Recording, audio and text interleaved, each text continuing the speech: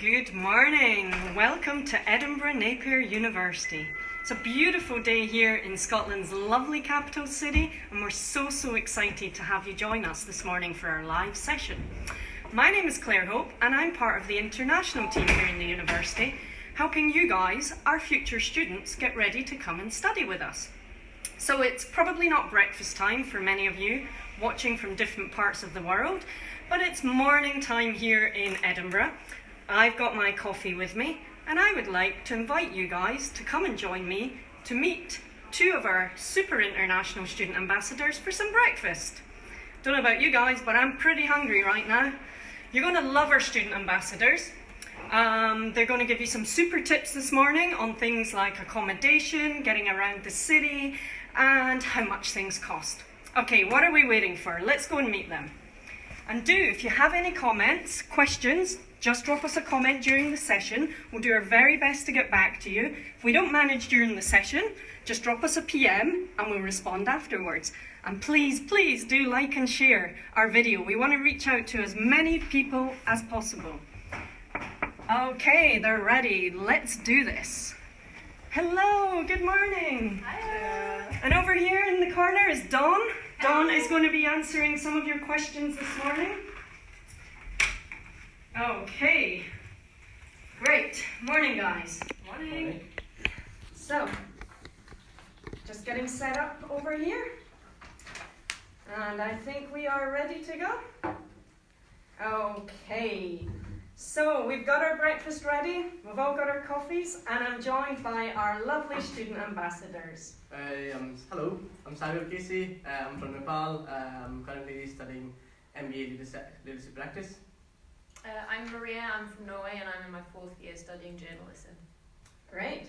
Maria's also on our Edinburgh Napier radio station. You can see she is branding the t-shirt this morning, promoting her show, so do tune in tomorrow. Okay, so let's start with our first topic this morning, guys, which is accommodation. Probably the thing on most of your minds. If you've already applied and got your studies sorted, you're going to be thinking, where am I going to live? Very important. Lots of options here in Edinburgh, both in the private sector and university housing. So let's start with university housing. Maria, you've had experience of living in our student accommodation. Do you want to talk a little bit about that? Yes, I moved into Bainfield when I first moved to Edinburgh. It's really easy to apply to accommodation, especially coming from Norway, because you need all your grades and have an offer before you can apply for accommodation. And in Norway, you get your grades earlier than you do in Scotland. So I didn't feel stressed or anything when I applied. Really easy. I got put into a flat with 7 other people. Most of them were Scottish, and it was a mix of boys and girls. So I lived there for my first year at uni. Yeah. How much does it cost roughly to stay in the university accommodation? I think I paid about 120, 125 a week when I stayed in Bainfield. So Okay, not right. too bad for Yeah. university accommodation. And how easy is it to get between the university accommodation and our campuses? We do have 3 campuses across the city. Really easy. I'm at Merkiston, so from Bainfield it's just a walk. To get to Craiglockhart, you can walk, but there's also 2 bus connections from just up the road, and then getting out here to Sighthill is really easy as well. There's a bus just outside Bainfield, and there are buses that will take you to all 3 campuses as well. Great. They're in pretty good locations as well, aren't they? Do you Yeah. want to tell us a bit about what's in the area? I know there's bowling and cinemas and supermarkets nearby. Yeah, Bainfield is just across from Fountain Park, which is a big sort of complex. There's cinema, there's bowling, there's laser tag, there's lots of restaurants, and Orwell Terrace as well is really close to Lidl, where I went to shop when I was in first year because it's really cheap. We'll get to that Good later. tip. Yeah. Great. So these guys, if they are applying for university accommodation, what do they need to know about what they're going to have to bring? What's included in the flats already, and what do you need to bring with you? Basically, I brought everything. I got the bedding pack, so when you apply, you can choose if you want to have like a duvet and pillows and all that already there, which I thought was great because I came on my own. My parents didn't come until later to bring the rest of all my stuff from Norway. But usually Facebook groups get set up, and you can speak to people who are going to be in your flat. So we had a group of like Bainfield 15, 16 or something, and people would post, I'm in the Blackwood Hill house and this flat, and then you can find your flatmates. And when I found out that all my flatmates were Scottish, I was like, so guys, do you bring in some like pots and pans, some cutlery, and all their parents were just really excited for them to go to uni, so we had lots of plates and lots of cups and lots of everything. So I didn't have to buy a lot of my own stuff, I just used what was in the file already, but basically everything, you know, your own clothes, your towels, stuff you need in the kitchen, all this sort of stuff, just either take it with you, you can get it here in the UK as well. Okay, great. So she brought lots of her stuff with her, but Maria, you didn't bring your bed and a TV and the big No, things. So I what didn't. was included in the So room? the bed is there, and there was a desk chair as well, and a really nice big desk. You know, there's a wardrobe and all that sort of like furniture that you need. And in the kitchen and living room as well, you know, there are sofas, there's a table, there are TVs now. I didn't have that when I lived in Wales, which is pretty great. So, and you know, you get all the bills are covered, the Wi-Fi is already there, so you just move in and it's already there. Perfect. There's also 24-hour security as well on our site, so that's really reassuring for parents as well as our future students. Okay, so that sounds great. There's also a lot of options for private sector accommodation. Edinburgh's a very student-focused city. There's 4 universities, hundreds of students in the city, so lots and lots of options if you prefer not to stay in university accommodation. So Sagar, you've had quite a bit of experience in the private sector. Perhaps you want to talk a bit about that and give students some advice on how to find and what to look out for? Very good as well. And this is like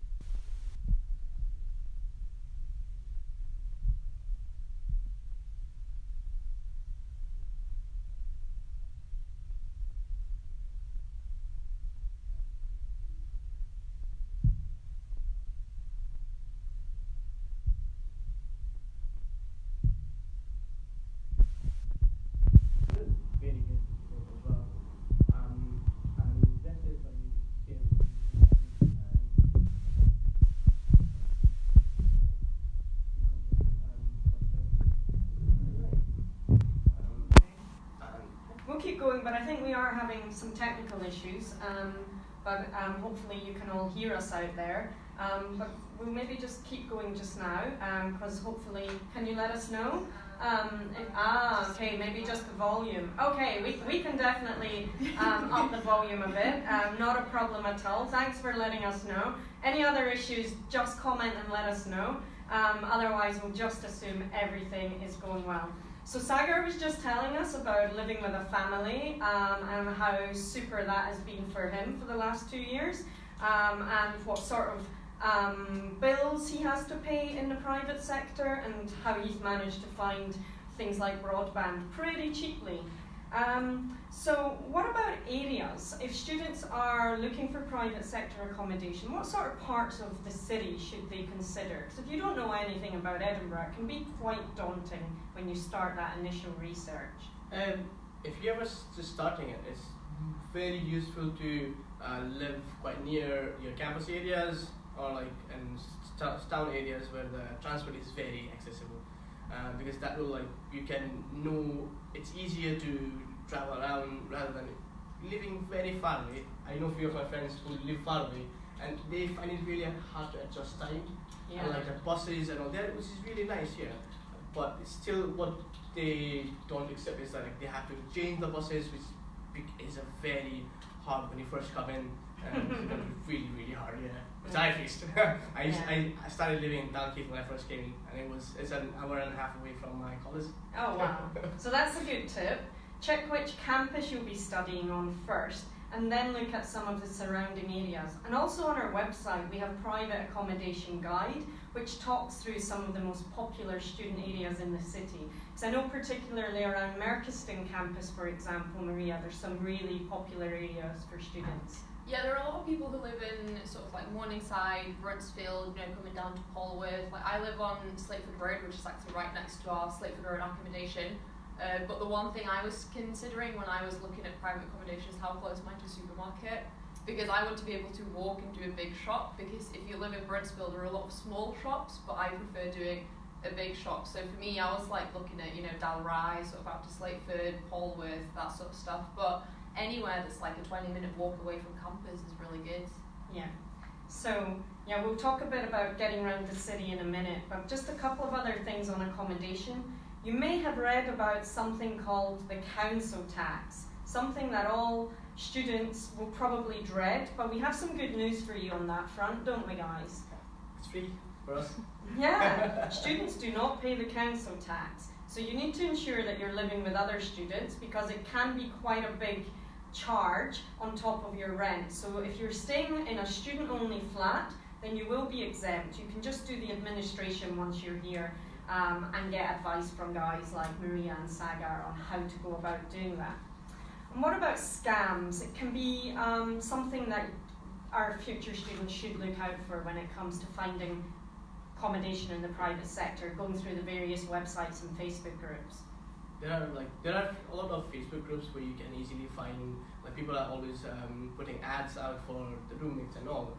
But there are so many people who are asking for money, like cash in hand.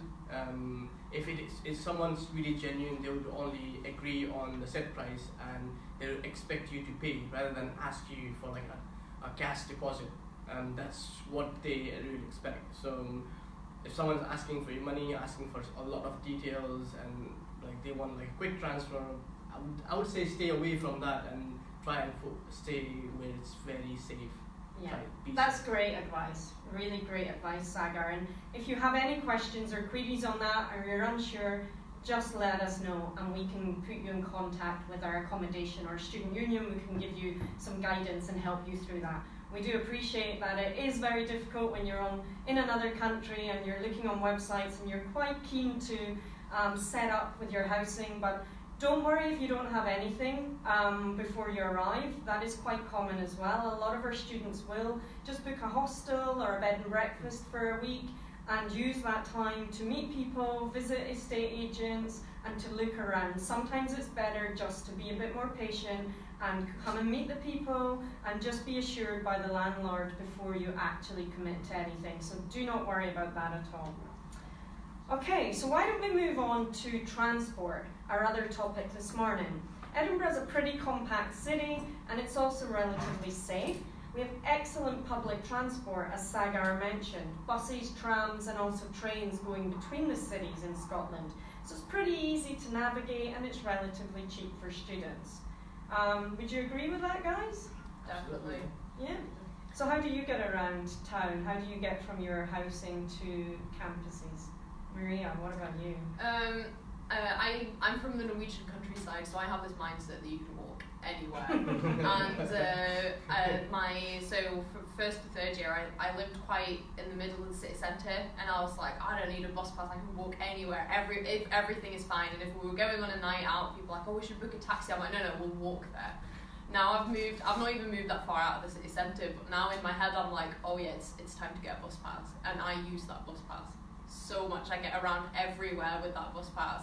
I'm part of the rock climbing club, and our climbing centre is in Leith, and I walked there once. It's a 50-minute walk, not really recommended, but now I'm like, oh yeah, I can get a bus, I can change a bus, going to campus. If I'm coming out here to Sighthill, I'm like, oh yeah, I'll just jump on the bus. It's great. Brilliant. And you, Sagar, do you have a bus pass as well? It's called a rider card. Rider card, yeah. It's very handy. Like you can use it anytime. You can use it on your way to airport. Like it's free with a rider card. On the night buses as well. It's just you just scan a card. It's only £48 per month for 4 weeks. You can choose direct debit or you can just pay like 4 weeks. I choose 4 weeks because it gives me flexibility. Like I'm not tied down to a contract.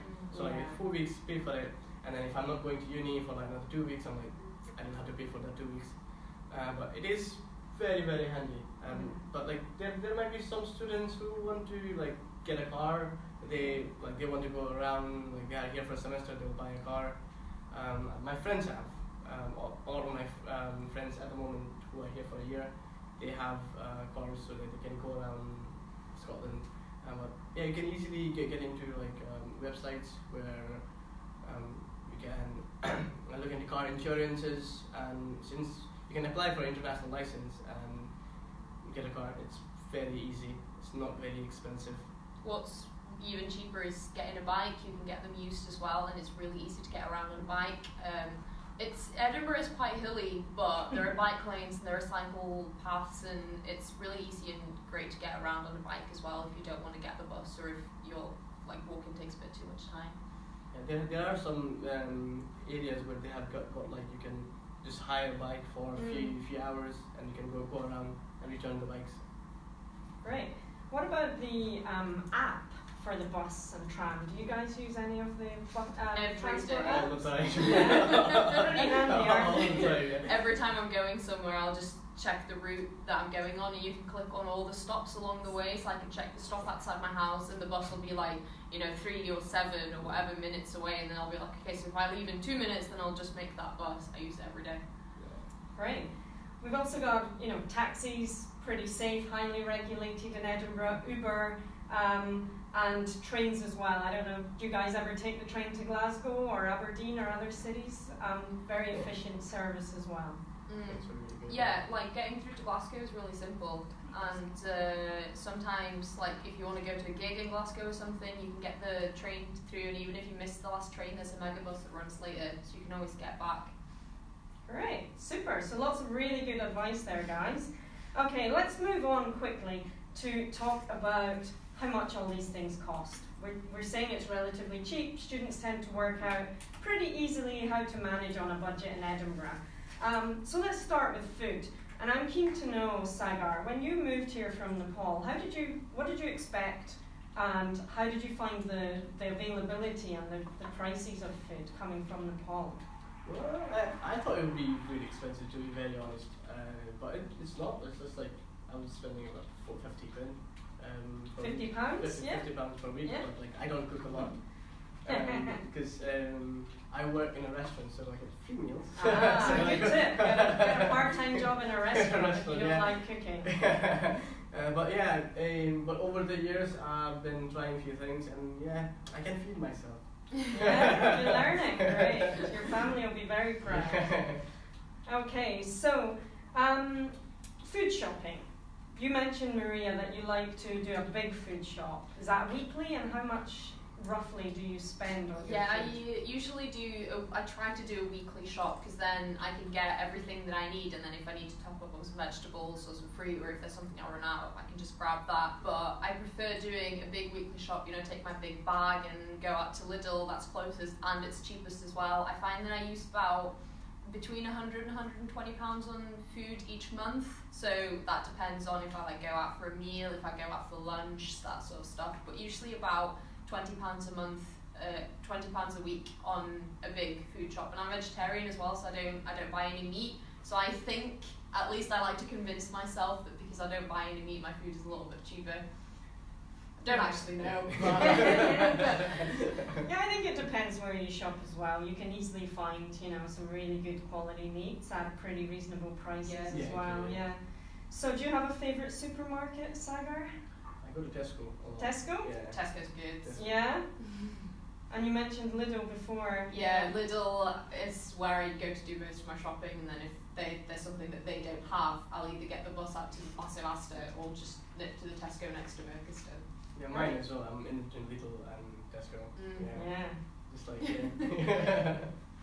So Tesco, Asda, Lidl, Aldi, some really good places for students to find Yeah, good definitely. quality, but pretty cheap groceries. Yeah, and the tip from Sagar about working in a restaurant is also pretty good as well. If you're new to cooking and worried about leaving your family and coming to Scotland. So what other costs do you have as students here in Edinburgh? What about your mobile phones?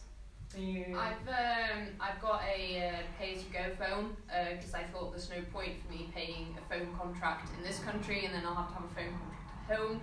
So I've got a pay-as-you-go card here, I've got a pay-as-you-go card home. I'm on 3 and I just top it up. Not even that often. It's really cheap. It's like 1p per megabyte of internet that I use. So I top up maybe £10 every 2 or 3 months. So it's hardly anything. Yeah, that's great. What about you, Sam? I'm on a contract right now on Vodafone, which is actually like I got in a deal. Like if you're coming in January or in September, students there will be always student deals going on, which is I pay a £30 per month, and I got a phone, and I get like somewhat about 30 gig per month, which is I don't use it So every it's month. enable you to like FaceTime or Yeah. WhatsApp back home from your friends and family, Exactly, yeah? But like one thing is just you can, when students come in for the first time, they might not be able to get a contract, so there are like things like GiftGaff or Foxy. They do like a deal. You don't have to be tied down to the contract, but you just pay monthly fee and just use data and stuff like that. And it's actually cheap. I use a £10, £12 contract, which was about 5 gig, and it's like plenty to get through. If you have internet at home, you easily have internet at uni as well. So it's Great. very easy to. What about, let's talk about gym memberships and fitness. Have any of you guys been to Engage here at Napier? Once or twice. I was debating it. Yeah. I'm in the climbing club, so I just pay the membership to be a part of the club. So there's a fee to enter, and then there's to the club that you want to be a member of as well. So usually I just go out and I climb twice a week. But I was thinking, I could get into shape. I could come out to Sight Hill in the morning and do some workouts and then do some uni work. But I haven't actually got to that point yet. So I'm wondering if it'll ever come. Yeah. But I was thinking about the Engaged gym because it is really cheap. Yeah. How much is it? It's about £12 a month, But isn't it? if you get an NSA card, it's only £80 per year. Yeah. £80 per year. That's brilliant for a full gym membership. Wow, and there's lots of classes on as well, isn't there? I know there's that body pump, yoga, pretty much everything you would expect, all for £80 per year. Brilliant. So what other costs do you guys have? How much do you think you would spend, on a week or a month on, say, going out, going to the cinema, catching up with friends? I've actually got a really big Excel spreadsheet where I put down everything that I spend money on, and it's color coded and everything. So when people see it, they think I'm mad. But I just want to know what I'm spending my student loan on. But I think it's mostly, if I meet up with friends, we'll go out for a coffee or go out for lunch. We go to the cinema. There are lots of student memberships in cinemas. At the Film House, at the Cameo, or even at just Cineworld. There are lots of good student memberships and student discounts. Same goes for like the bowling, for laser tag, all this sort of stuff. Yeah. Oh yeah. If you go, like a lot of student discounts go on as well. Like even starting gym membership, like I go to I like going in the night, so I pay about £100 for 9 months. So it's just. Okay. So is that one of the 24-hour gyms? 24-hour gyms, yeah. Oh, great. And like there are deals going on all the time for students, especially like nightclubs. You get you can get away with like £20 per night for a very good night. £20, that's brilliant. I don't spend that much. Wow. No, I mean if you go to the student union, it's really cheap. Or even if you go to other pubs and stuff as well, there are lots of good student discounts. And then getting the night bus home, I think it's £3 if you don't have a rider card, or just getting an Uber or a taxi home is pretty cheap as well. So a night out every now and then is not going to break the bank, no. So what tips do you have for these future students who are watching today, who are hopefully going to be joining us in September? If you can, one key tip that you would give them. Ooh, one key tip. I think just know that once you get here, everything is going to be fine. I had an email from a student who's joining in September the other day, and she was quite worried about, getting friends and all this sort of stuff. And I said, look, everyone is in the same situation as you. They're all coming to a new city, a new university. There's lots of new people. So just throw yourself in it and speak to new people, and all of a sudden you will have made lots of new friends. Great tip. Yeah, well, I would say is if you are trying to make friends, there are a lot of people you meet at work as well. So I found my place where I'd stay from the work. The family I found was I was working with the chef, so he was like, yeah, hey, I've got an extra room. Why don't you join me? So you always find friends like wherever you are, and never decide, to be honest. Like you'll be having so many questions, and you come and ask people, no matter who it is. Edinburgh is a great city. I love it here. I've been living here for like more than 9 years. So I'm like, yes. See, I still have love it. You're almost a local now, Sagar. Yeah, the way like yes. Great. So as you can see, our student ambassadors, as I said before, they're brilliant and they're full of great tips and advice. So please do reach out to us at any point. We've got lots of ambassadors representing several countries from across the world who are just as friendly and smiley and brilliant as Maria and Sagar. So thank you very much for joining us today. I've had a few technical issues, so if there have been any questions that we haven't been able to answer, just drop us a private message after the session and we will get back to you as soon as we can. And as I said at the start, please do like and share our video as well. We want to reach out and help as many of you guys as we possibly can. So thank you very, very much for joining us this morning and have a fantastic rest of your Monday. Bye. Bye. Bye.